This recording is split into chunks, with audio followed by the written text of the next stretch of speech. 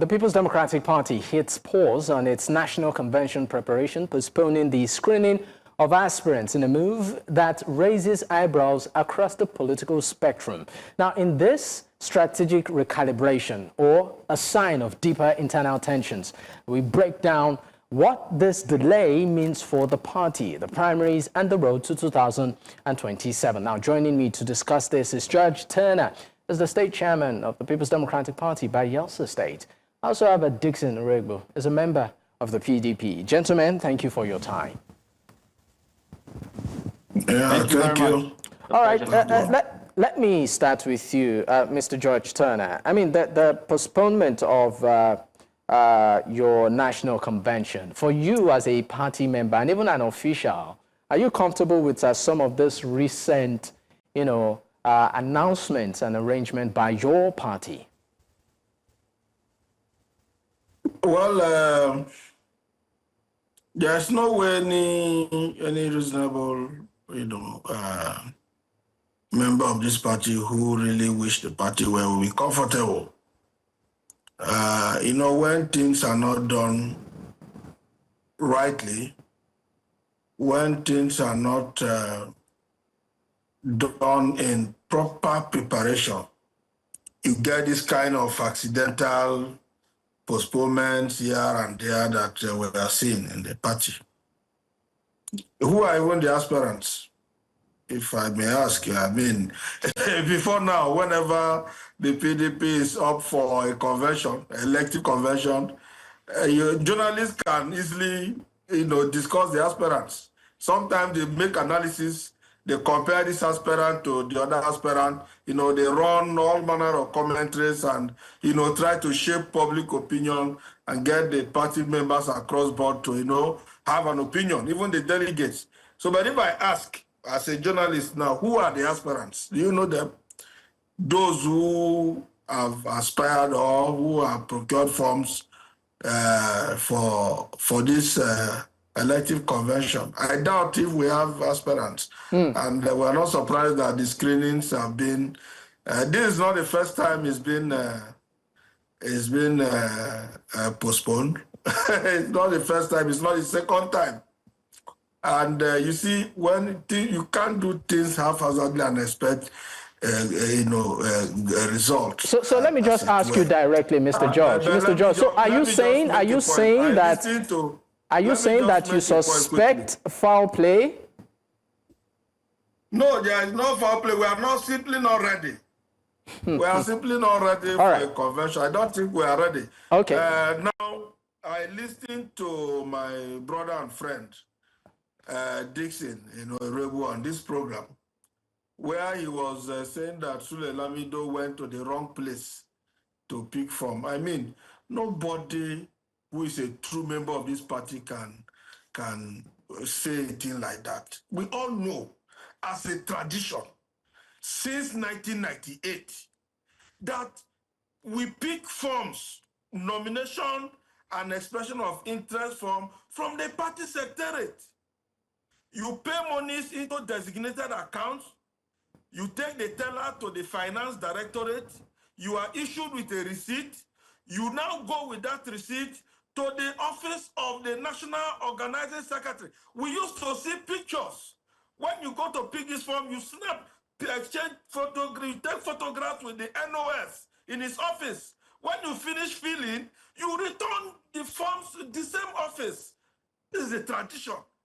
The National Convention Organizing Committee has no business whatsoever, in the sense of form or collection of form or nomination of. All right, George Turnah, thank you so much.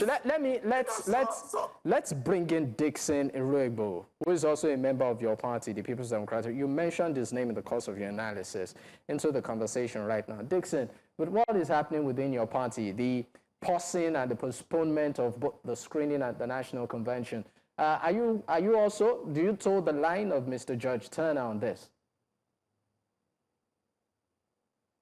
Thank you once again. First of all, I am appalled at the tone of my brother out there, who is also state chairman of the People's Democratic Party. Listening to him, you'd wonder if he is truly a member of the People's Democratic Party. You would wonder if he is probably working for maybe another group of people called a political party.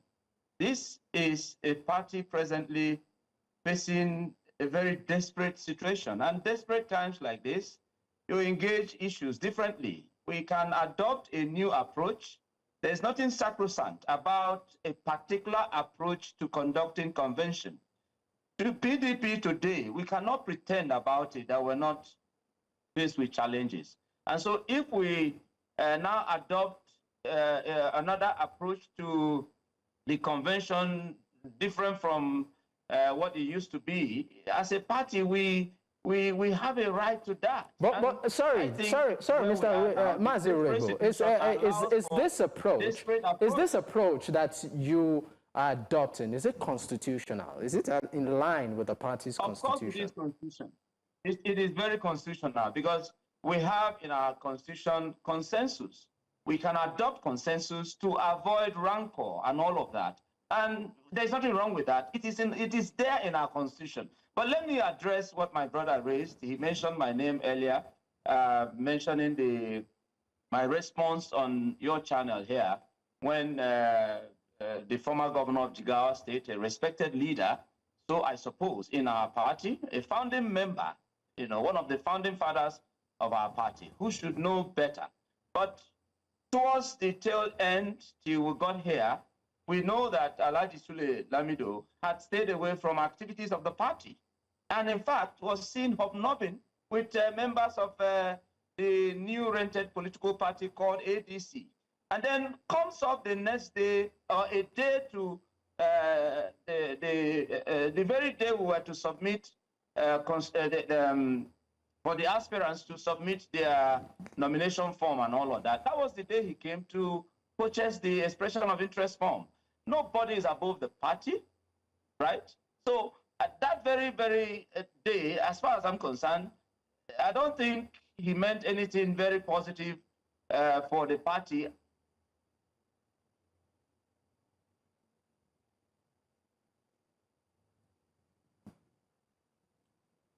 His form. So the rules couldn't change because he's a former governor or a founding member of the party. I mean, the aspect of shifting the screening forward, please, let me address that because you raised it. Okay. The screening that was shifted forward. My brother George is aware that there's a case in court. And so if the party had to take the back step a bit to allow that very judgment, there's a date fixed, which is supposed to be on Friday, 31st of October. I think it's appropriate that we, exhausted that court case so that we go to the convention united and all of it, not where we screen people and then maybe the court judgment, which we don't expect to go contrary to the position of the party, because the Supreme Court has ruled that activities of the party ought to be internal as decided by the party. So we expect that the court will rule maintaining that position of the Supreme Court. And that is just the reason I can give you that I'm not a member of the screening committee, but that is very appropriate that we shifted that screening forward to allow, for the court ruling to come on the 31st as already scheduled. All right, so, Mr. Dickson Iruebu, just so that I can move my question to Mr. George Turnah. I just want to ask you this. You talked about adopting a different approach, given the norm, what used to be. However, still following the tenets of the Constitution. I'm getting at somewhere here. Still following the tenets of the Constitution of the party. And you also sort of emphasize that all of this is to ensure that the PDP becomes a formidable opposition. But again, I want to ask, as some of this approach is being adopted, targeted to certain party members, which maybe the leadership of the party consider individuals who maybe might not be working in total interest of the party itself, or maybe they've been fingered for anti-party activities. My brother, you see, like I said, we have our constitution, and this constitution recognizes the approach we have presently adopted. When the Northern Caucus met, Elijah Sule Lamido is not the only aspirant that was the only person who indicated to be chairman of our party from the north, where the chairmanship position has been zoned to. We have the likes of Malam Ibrahim Shekarau. We have the former acting chairman of the party, the former governor of Kaduna State, Senator McCarthy, and all of that. They were all in the meeting that, they were at the caucus meeting of the northern zone of the party. They were there when they agreed that they should adopt a consensus approach, which is constitutional. Like I said to you, we cannot pretend as party members that our party has not been infiltrated by fifth columnists. There are those who have said they will stay in the party, like the current minister of the FCT, who has said he will stay in the party and work for the current president. Well, we will not accept that. We, as members of the party, we will produce a candidate. And at the time we will produce a candidate, if there are erring members who still continue with the position that they have taken, that they will work against the party while still remaining inside the party, then the party should do the right thing. And I don't think anybody should be presented above the party. That is my position personally as a member of the PDP. I am loyal to the party, and my interest is the party. Any individual or group of individuals that wake up to say that we are going to allow a one-party state in our country, then please, the PDP as a party will not be part of it. And those of them who have said they are going to work for the current president, they have a right to it, but not to remain in the party, especially when the... Oh, my. All right, apparently, I guess there seems to be some sort of power out there. All right. We'll definitely come back to you, Mr. Dickson Iruebu. But just quickly, we'll go on a quick break. When we return, I'll be switching to George Turnah to take his reaction to some of the things that have been said. Stay with us, we'll be right back.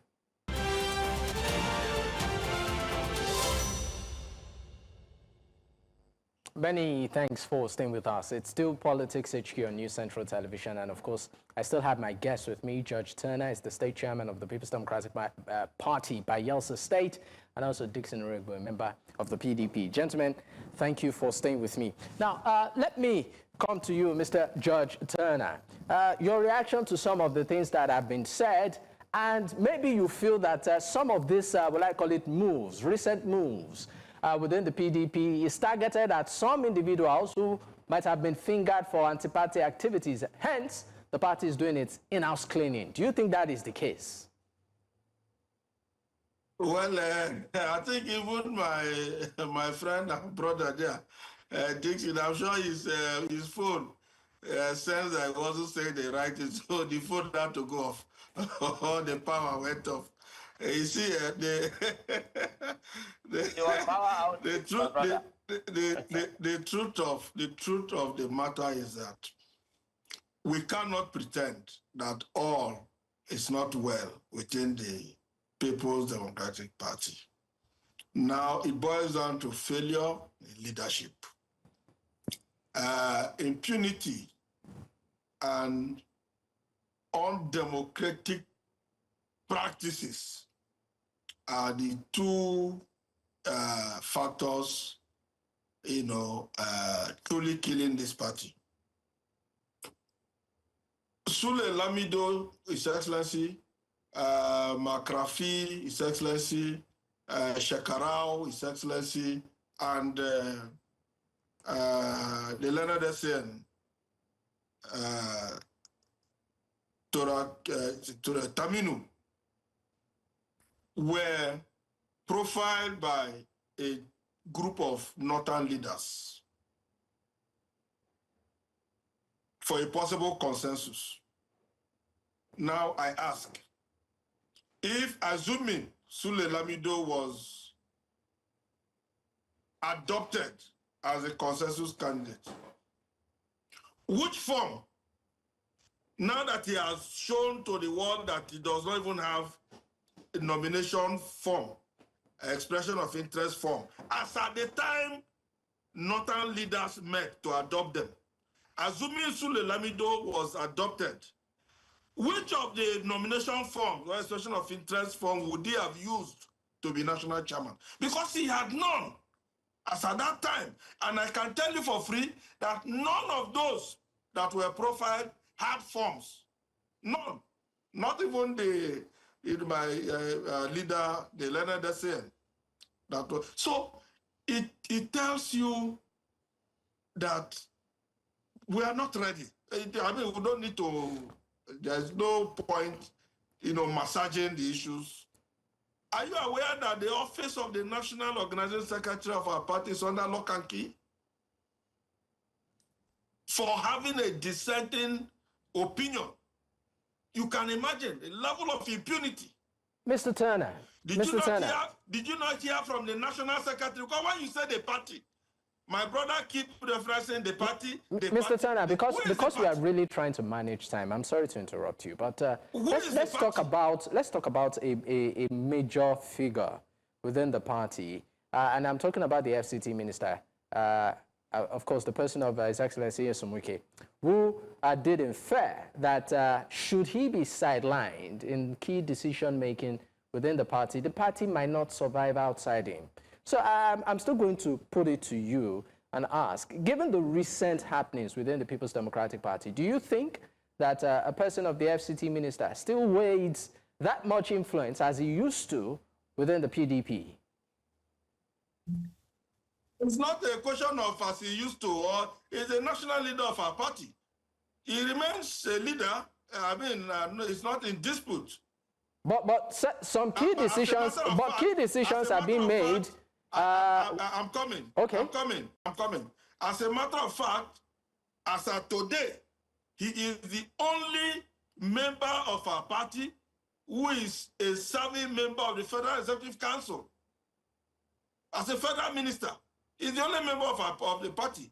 Now, how did he get there? The party approved he's going there. The NWC approved. The South-South Zone approved. The River State chapter approved. So what do you have to say about some members of the party who feel, what do you have to say about some members of the party, or to some members of the party who feel that he might be working not in the interest of the party? Everything Chief Nyesom Wike has done and is still doing today is in the interest of the party. Otherwise, if it were not so, he will allow them to travel in impunity and then hit them at the right time. We saw it in Zamfara. After winning elections, the court nullified all the victories of APC and handed those victories to PDP. We saw the outcome of such impunity in River State in 2019 that saw the APC not producing any candidate at all for elections. If Chief Nyesom Wike was not truly committed to the progress and survival of this party, he will not be bothered. He will not be raising these issues. He will not bother himself. He will wait and keep them as a weapon and then hit at the right appropriate time. But he is pointing out these impunities and calling leadership, to account. No, let us do it this way so that we'll avoid this. Let us go this way so that we can avoid this. So between Nyesom Wike, who is calling the party to these landmines that have the potential of crippling us tomorrow, and those who are traveling in impunity that will lead to the ultimate death of this party tomorrow. All right. Who among these two categories truly loves this party? All right, thank you very much. I would also like to take the opinion of Dickson Iruebu. I mean, the role of the FCT minister within the People's Democratic Party, he has warned that should he be sidelined, your party, the PDP, might not just survive. So I'm putting it to you. Do you still consider him a key stakeholder within your party, even though he's serving within the current administration? I had to make adjust to this place where I am because there was power outage. You see, I respect the opinion my brother expressed because he's a member of my party, and the FCT minister at the moment is still a member of the party. But like I stated earlier, if a leader that means well, as claimed for the party, right, is saying, oh no, that I'm going to work against any candidate, I'm going to work against the party by supporting the candidate of the ruling party and all of that, then I don't understand what that means when you say he means well for the party. At this stage where we are, the FCT minister has clearly stated his position that he is going to work for his boss for his re-election, and is constitutional. He has a constitutional right to that. But we as a party also have a right constitutionally to present a candidate, and we will present a candidate. Because we're going to do that, we're going to go through the process that the party will adopt. The party may have adopted a process that is not, very palatable to his camp, but you see, this is our country. We're all Nigerians first. If we all keep quiet and allow the APC to now foist on all of us a one-party state, then Nigeria is doomed.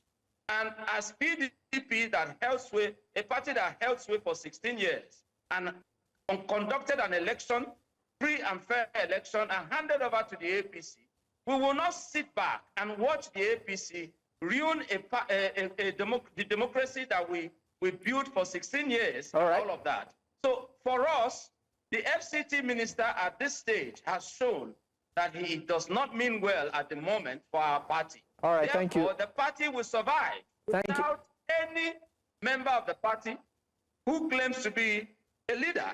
All right, thank you very much. Thank you so much.